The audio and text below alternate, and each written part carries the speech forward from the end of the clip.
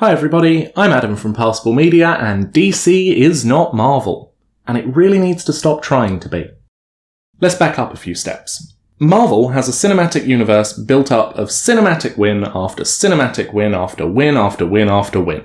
The first Avengers film was a box office hit because it's both a superhero team-up film that everyone wanted, and also because it was earned, built up after 3 years of set-up films that were in and of themselves great films.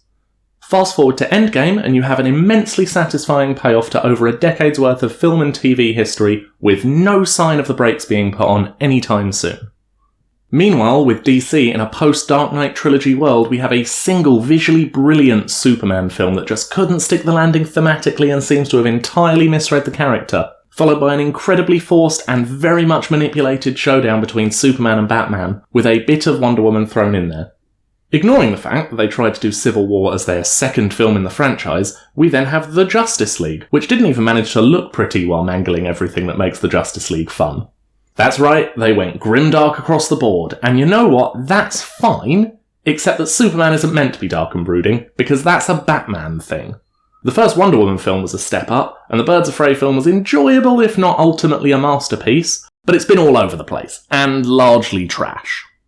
Meanwhile, while not awesomely riveting, DC have been obliterating Marvel in the live-action TV department for years, and in animated films and series for decades, and in my opinion, the comics in perpetuity. But from these, and Marvel's successes, they took the wrong lessons. They allowed studio interference to destroy anything remotely interesting about the film, and tried to do ensemble films without bothering to set up the main cast first. And why did they try and adapt Justice League? There's a whole thing wrong here to do with the escalation of abilities and of your villains, and you don't get much more powerful than doing Doomsday in film 2 and trying to bring in Darkseid in film 3.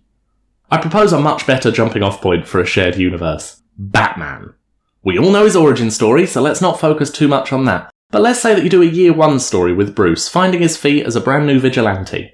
You can have flashbacks to his years away from Gotham training, teasing the Zataras. You can introduce early days Catwoman, who may or may not have been a figure from his past a la Gotham, and at the midpoint you have Bruce attending the fateful Flying Grayson show where Dick loses his parents. Bruce adopts him, and throughout the latter half of the film has a series of near misses where Dick almost cottons on to who his new guardian is. You then finish the film with Dick finding out, whether in a post-credits or at the end of the film. Bam! Film 1 in the bag, and you've got the setup for 2 Zataras and Catwoman if they were well received.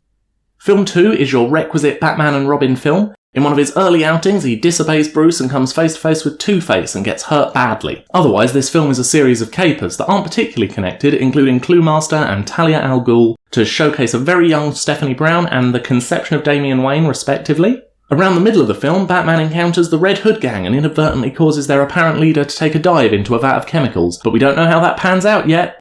In the finale, alongside whichever villain Batman has been working on taking down, Robin returns trained up with a new methodology in his fighting style, whips out his screamer sticks and beats the ever-loving heck out of Two-Face.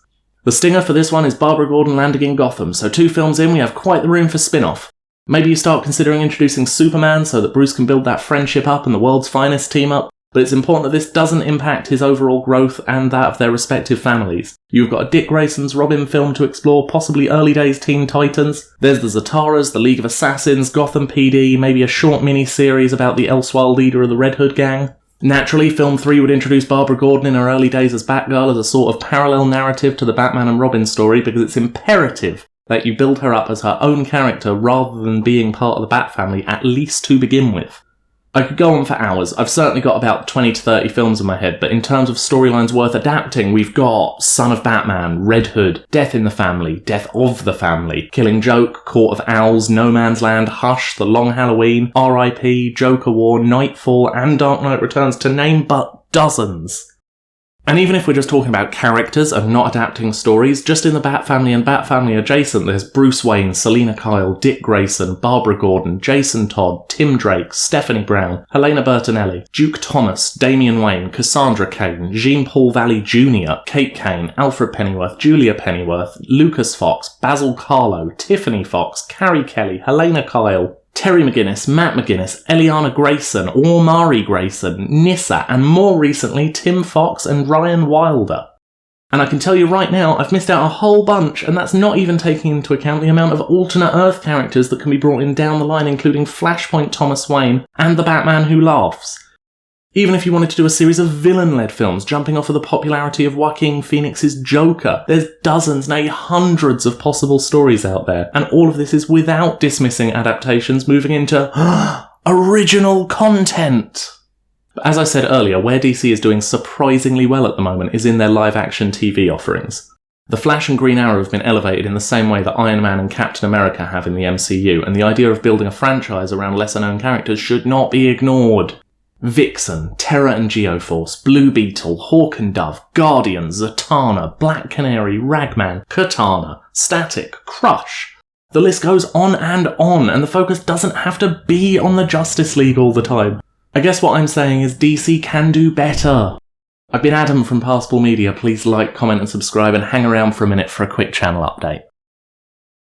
Hey again everyone, Adam here. Just a reminder that we're uploading every Monday now, but in addition to that, following the Spiffing Brits video of like 500,000 views about quote-unquote breaking the YouTube algorithm, we're going to be dipping our toe into shorts over the next couple of weeks. We're not breaking off into a second channel dedicated to shorts, despite the fact that this would have the best impact on the brand, because we only a year ago killed off the Passable Gamers channel as is. Maybe one day, but not today. Basically, I want to use this as an experiment to play around with the mini retrospective videos that Passable Media was originally created for, and just to see whether this works out.